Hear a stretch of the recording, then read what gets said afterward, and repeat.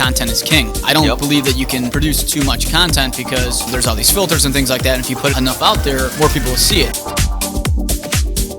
Welcome to the Matt Laricy Project. This is a show about all things real estate, business, marketing, and entrepreneurship. Each show consists of myself, Matt Laricy, a member of my team, and a guest. This week, the Matt Laricy Group team member joining us is Catherine Halbrook. Catherine, how are we doing? Great, thank you. Did I get the last name right yes, for after once? the seventh podcast, I worked for him for 6 years and he never gets I can never get her last name. What's the last name? Holbrook. Holbrook. That's really simple. Not that hard either. So, episode 20 is Windy City Rehab.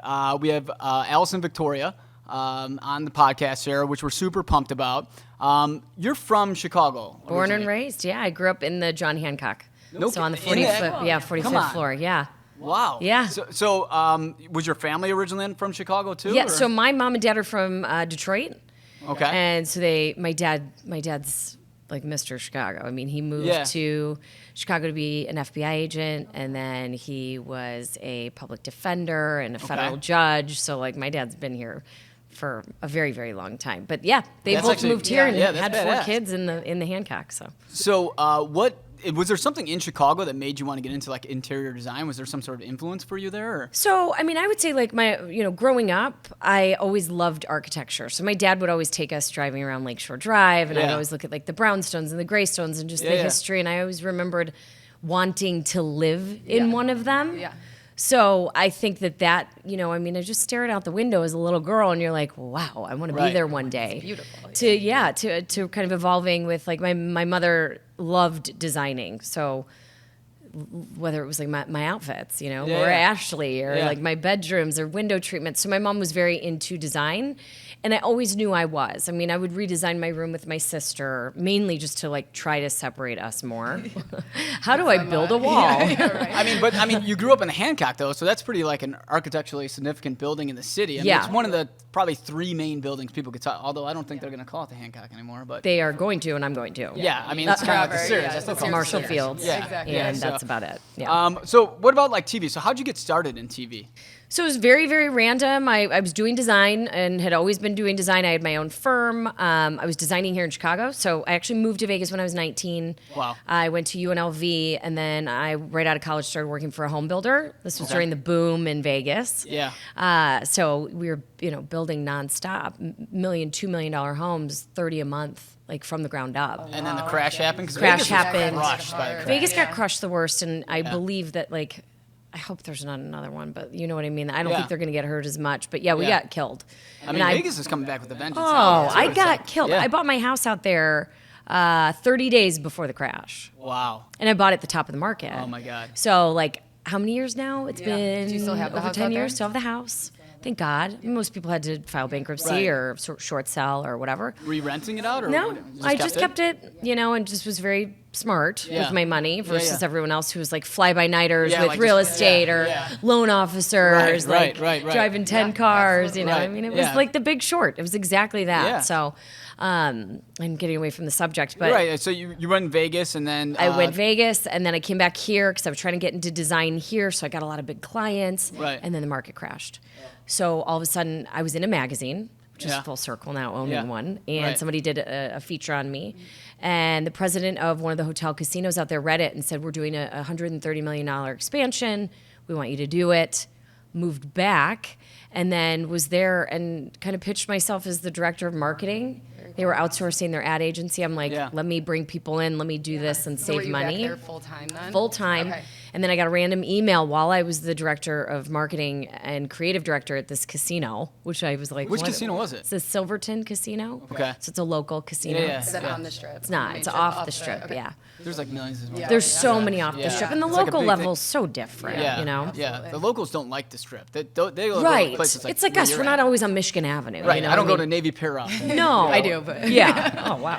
Really taking advantage of the city. Okay. But yeah, it's the same thing, right? Like Right. it's so close but so far away, and we don't want to go. But so off the strip is again just fascinating. The gaming, gaming in general. But so I get this random email from a production company out of LA or Sacramento, and they were looking for designers in Chicago. And I swear, I think they sent it to like 300. Sure. And they said, is anybody interested in being on a design show? And I wrote back like, was like, F yeah, Yeah. I did write that. And they're like, we want to meet you and your team. So me and my team were designing over the Trump.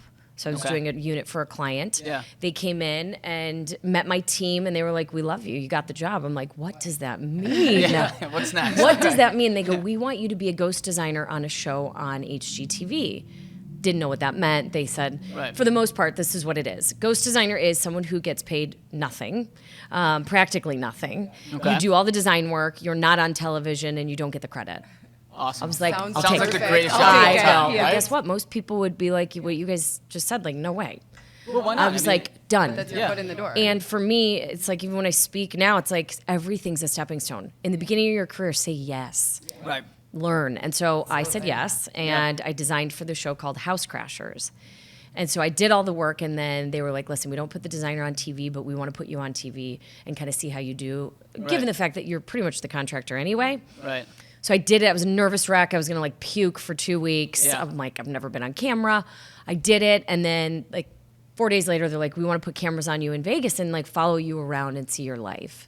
So they did. Yeah. They pitched me on a show. I said no. It just didn't, it made sense to me because my world always does. But to viewers, I was like, I would murder myself. Right. Like I would have no shot here. So I was watching DIY Network shortly after I regretfully declined. Right. And I was watching the Crasher shows. So it was like house, bath, yard. And they were all just dudes. And I was like, whoa, like we got to do something different. What if I could be the first female crasher? Yeah. What if I could do kitchens, which is the hub of the home? Yeah. And they were like, you get to have your own show in 2 months. I was like, That's so cool. Sounds pretty didn't badass. know what the hell I was doing. Didn't know. Right. All I knew was the format of the other Crasher shows. So I was like, okay, cool. I go to Lowe's. I find people with crappy kitchens and like, you know, we give them a new kitchen. But you saw an opportunity, you took it, and that. That's the kind of thing. And when you knock it out of the ballpark, I mean, that's kind of the best way. Like you said, it's a stepping stone to try to get your foot in the door, and then like you work for free, and then next thing you know, look at you, you got a couple TV shows. That's why I right? always really am a huge advocate for people like, no job is too small. Yeah. Always. Absolutely. I agree with that too. So, like on a design sense, how would you describe your style? My style is vintage and modern. You can't flip through a magazine and be like, that's an Alison Victoria. And I love that because whether I'm designing for clients or myself now, you know, I like to change it up. And I don't like everything to look the same. But I've always loved high-low, vintage, and modern. So, you know, I have a piece, I was doing, House Beautiful just shot our house in Bucktown, and she was like, where'd you get this and where'd you get that? And most of my answers were like Home Goods or I found that in the garbage and reupholstered it. And she's like, what? Well, I see you do a lot of that stuff where you grab pieces from like the That's how I bar or something live, like that, you know, and that's how I've always designed for my clients, which is why I've never, you know, I don't break the bank when I'm designing, and it should be easy and simple. But I think that's really relatable because, you know, especially for a lot of the viewers out there, you know, not everybody that watches HGTV. In fact, I'd probably say most people probably watch HGTV don't have $10 million to make in a year. They need to shop at Home Goods to grab like small decor, maybe spend, you know, splurge on one big piece and they could build it around with smaller decor like you have. So I think that's a good way to be able to connect with your viewers though too. Has your style changed over time at all? I don't think so. It's funny, I look at my house in Las Vegas that I've owned for 15 years, and what that looks like now is what it's always looked like. And so now I look at like, you know, anybody that visits my Vegas house, they're like, oh my God, I see. Yeah. Do you have different styles in different cities? Does that No. come out? Or no. No, I think I've always just kind of kept, we're talking just interiors. Right. Exteriors, totally different. You gotta work with what you got and stuff Yeah, like that, so so. you're designing Especially the with desert. what you do in like Bucktown and Wicker Park Right. compared to there. Yeah, absolutely. and talking about like different exteriors and stuff, what about like neighborhoods? Do you have a favorite Chicago neighborhood since you've been here pretty much your whole life? So I would say, I mean, I live in Bucktown, and I really enjoy it. I like where I'm at because it's like quiet, but it's walkable, and so I can get to the noise if I want. I'm trying to think what other area I really enjoy. Would you ever live in the Hancock again? No, I'm not a high-rise person. Would you ever design a unit in the Hancock again? Only if I owned it. Okay. Yeah, I'm not designing for people anymore. Yeah. That's a really wonderful part of what I'm Right, doing is I was just on a trip in New York with some designers, and they're like, Right. oh, who are your clients? I'm like, me. Do you have a team that does it for people now? If they reach out to No. you to design? No. Yeah. I'm just trying kinda- to stay out of that world now. And then, so like most of your flips, is there a neighborhood that you're trying to? Because with the Windy City Rehab, obviously you're doing flips in the There's city. one neighborhood that I'm not going to tell you about Okay. that I know is going to be crazy hot. So this is your. This is my take on it. Okay. Just with some intel and. Yeah. I have this gut that has led me in the right direction my whole life, and the couple times that I've felt like this is gross, it's come back to bite me in the ass. And so, I have this sense of. I'm not saying I'm like that talented in the brain, but I've got this intuition, and so. Well, I think when you get to a certain level, it's about seeing patterns, right? So like with seeing where a neighborhood's going to go, what's going to develop more, it's kind of seeing the same patterns. When you go to a couple of cities, you develop and, you flip houses, it's kind of, I wouldn't say easy, but you could kind of see the signs that what are the turning points for a neighborhood to make it hot or to go through the roof a little bit it's more. funny because like with this show, a lot of the backlash, which is insane that there is any, is like they call me, so my last name's Gramenos, and they've started calling me gentrification Gramenos, and I'm like, either people are dumb, okay, which is a big thing that is possible, okay? Yeah, it's huge, yeah. So you got to look up the word gentrification first. Right. I can't gentrify if I'm buying a home surrounded by $2.5 million homes. Right. That's not gentrification. Right. So like, you know what I mean? Like we're not going in and like It's raising taxes. Like we're not the enemy. Yeah. We're actually first. we're taking the ugliest house on the block. We aren't flipping it. A flip is lipstick on a pig and turn and burn. Totally. What we're doing is renovating and and restoring what we can. I'm Kinda not some recreating. historical preservationist. Right. I've never claimed to be. Right. But this takes time. These are 8-month to a year projects. Right. So, like, how do you find the projects that you take on? Do you have somebody on the team that they just scout for these? No. Or? So it's really all hands on deck. So whether it's like a friend of mine took a picture out of his window. He goes, "We stare at this every day. Please buy it." Okay. Well, I can't do that every time. Yeah, I was gonna say, but how many? I drove by like 5 a it. day? Yeah, I drove by it, and I'm like, wait a minute. This is the ugliest house on the block. This is exactly how I want my houses to be, like on an alley. Do you knock on their door and? This one was a knock. Was it? But some of them are, off market. Yeah. We've got great real estate friends and inside kind of People that know people that people, know. And so we've been very fortunate. Listen, not all of them have been huge hits. Yeah, I mean, you can't win every You time. cannot win them all. I like to say, not even Mickey Mantle bat at 1,000. You know what I mean? So Right. you take some losses. It's just how life's going to work. You have to. What about is there certain things that you automatically pass on if somebody sends it to you? Is it you're like, definitely, I don't do that. It's an immediate thing. First of all, you know the neighborhood. Right. You look at the comps. Right. There's your information that you need there. Right off the bat. Then You you know what you have to put into Hey, it. if I can get it for $550, right? They're asking $625. If I can get it for $550 and I'm putting in $400, staying on budget or close to, and I can sell for $1.4, okay, done. Yeah, it makes more sense. Done. And some of them are knockdowns. So it's not like Yeah. I'm like, ooh, is there some?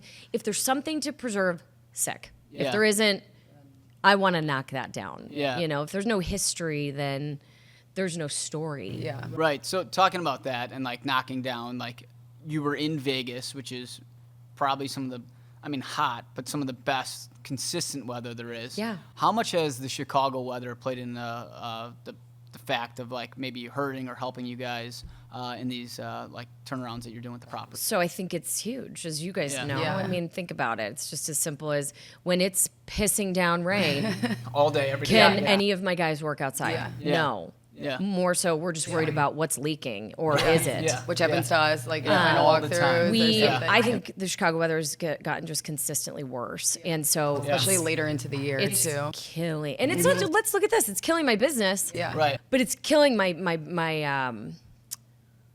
oh gosh, what is it? Just my insides. Yeah, I'm like, your where attitude. is Yeah. the sun? Right. And so it's like People talk about Seattle all the time, but I feel like lately they're they all have more rain. stoned. I I feel like we have more rain than them though lately. I don't know what it is. I think if you're moving to Seattle, which a lot of people do, like Right. you're just there, you're in that mode. Like, yeah, nobody really works. You want to We do like the live- outdoor stuff. Right, we Yeah. live for spring, summer, and guess Yeah. what? We still don't have it. Yeah, and it's so June. it's June. So we're gonna Yeah. have June, July, August, September. Bye bye. Yeah, back yeah. to Back winter. to- So yep, and then we it's fall. really are trying to figure out what we're doing when we're starting demo. Season 1 was crazy for Yeah. so many reasons. Number one, it's a season 1. Right.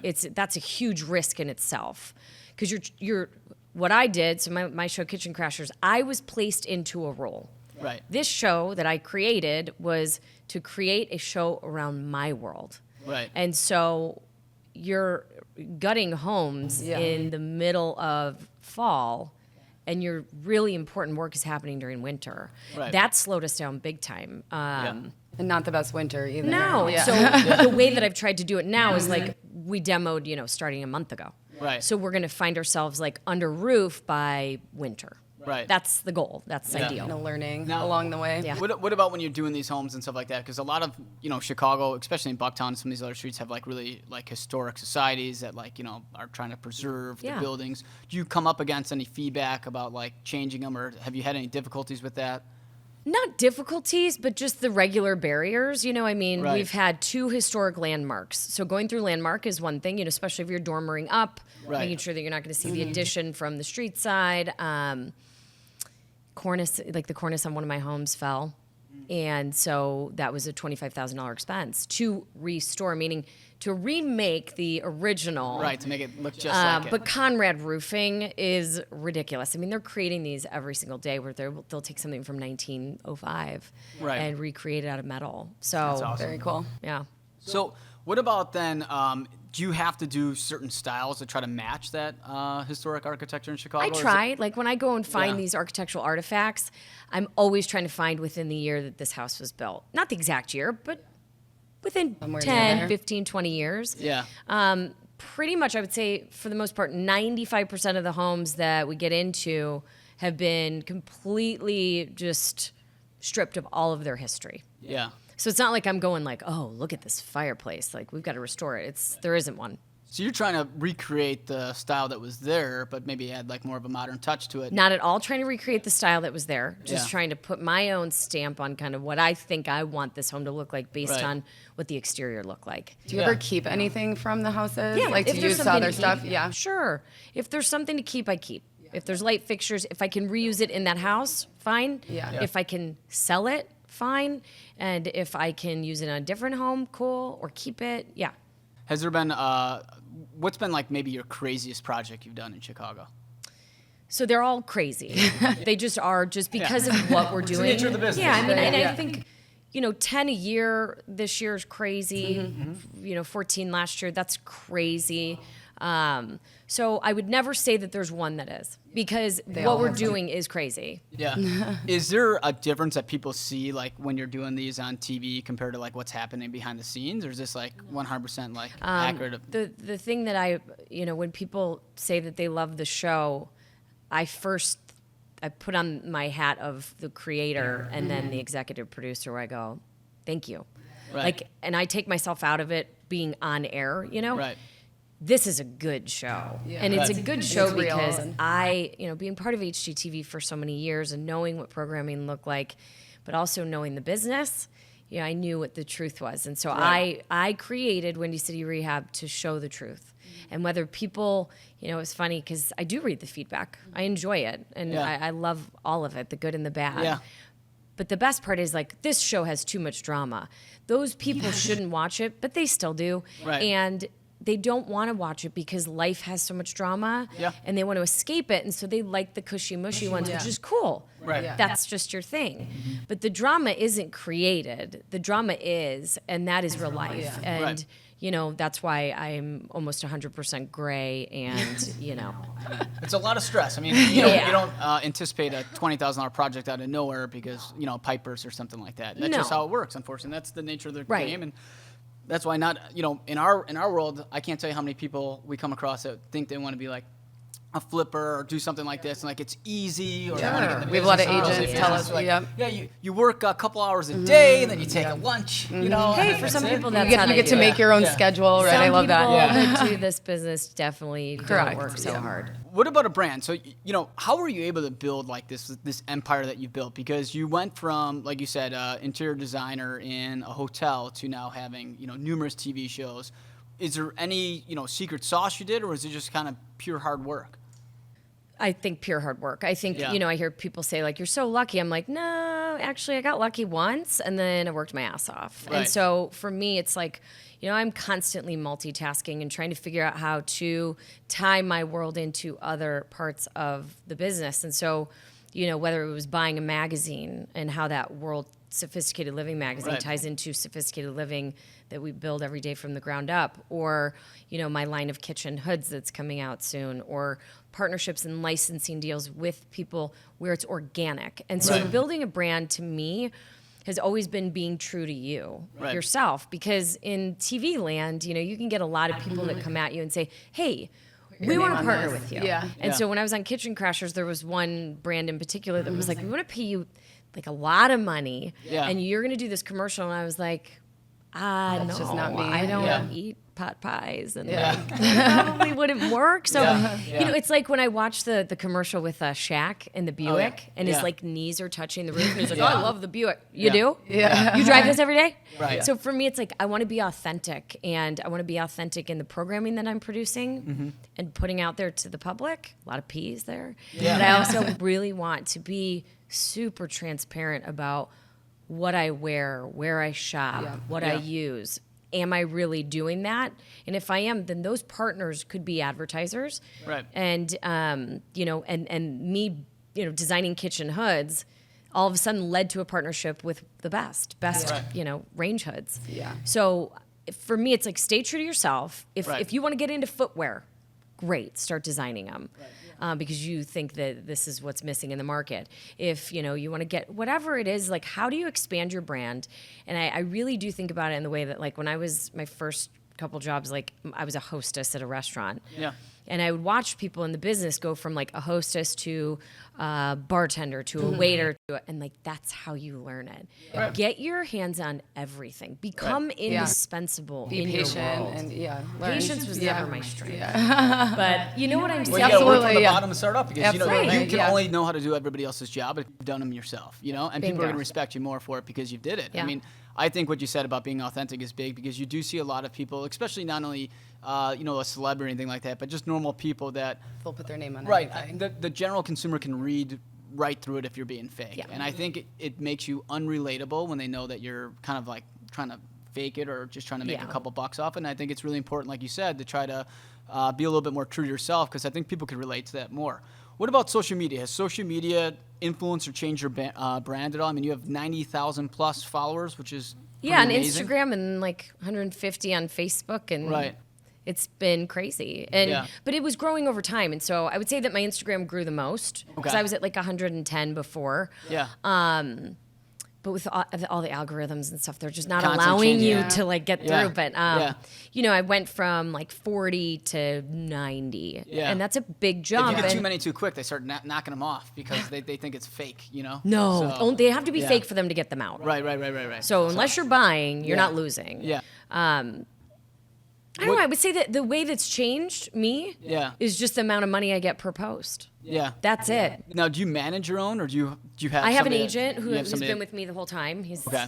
badass. He's from Chicago. He lives in LA now, but like, if you are only as good as the people you work with, you guys know that. Right. And so if you don't have someone looking out for your best interests and someone who knows your brand and who's authentic just like you, then you'll never grow. Right. And so I get a lot of things that come to me, and then I filter them through to him, or I can manage them. And so it's kind of like we divide and conquer. Right. That's awesome.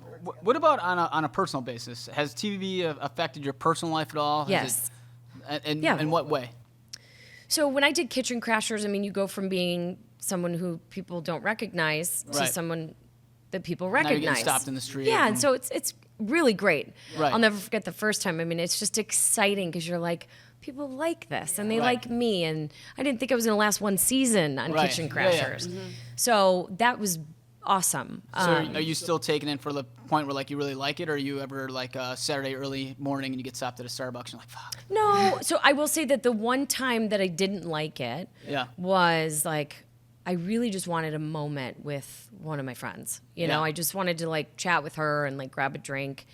And there's someone who said like, oh, I love your show, or I've seen your show, and like they're kind of hanging out with you. And so it's like, I just want to be able to say what I want to say and not be judged. Like say hello and that. No, not like that. Like I want to talk to her without him listening. And how do you I would just want to be myself, and myself isn't, it's awesome. I like me, but I swear a ton. Yeah. I might not always say the right. That's a thing. Chicago thing, though. I don't know. I think so. Maybe. Yeah, but like I don't. You definitely have to turn off part of yourself to be.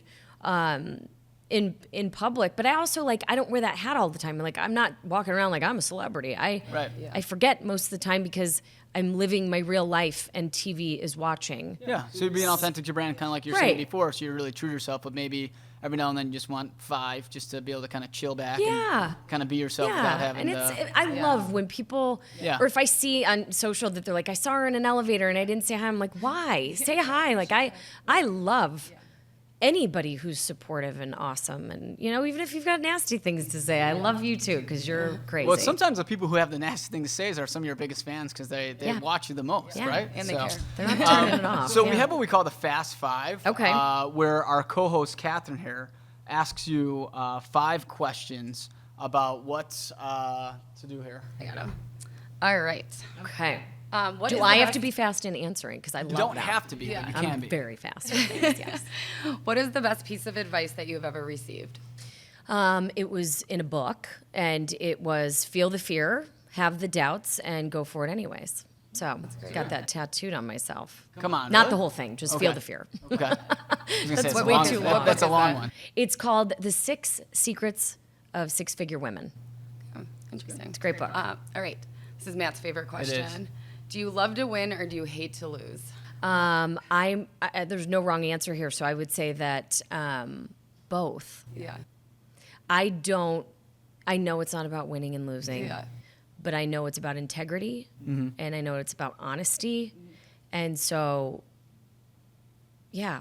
why would you not want to win or hate to lose in that See, I department? just hate to lose. I'm super competitive. I know, and the corporate answer, Yeah. according to corporations, I've had friends that supposedly didn't get hired because they said that they hated to lose, and the right answer is that you have to love to win.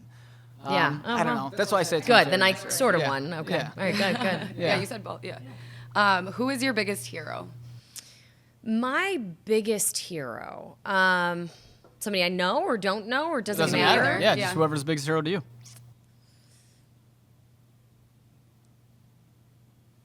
Hey, that's a good one. I'm not going fast with this either. I don't know.